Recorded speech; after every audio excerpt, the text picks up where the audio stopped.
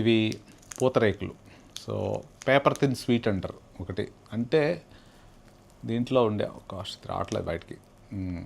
So షుగర్ని ఎంత చక్కగా పేపర్ లాగా తయారు చేస్తారో నాలుగు కింద పెట్టుకుంటే అలా కరిగిపోతుంది.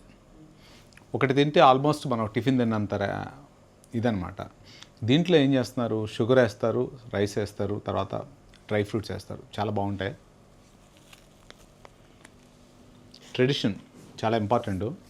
తిన్నప్పుడు ప్రతిసారి అయ్యో తిన్నానే, నా షుగర్ ఏమైపోతుంది, ఫ్యాటీ లివర్ ఏమైపోతుంది, గ్యాస్ వస్తుందా, కడుపు ఉబ్బరం వస్తుందా, ఇలాంటివన్నీ అనిపిస్తూ ఉంటుంది. మన ట్రెడిషన్ ఫాలో అవ్వాలి, తినాలి, జాగ్రత్తగా తినండి.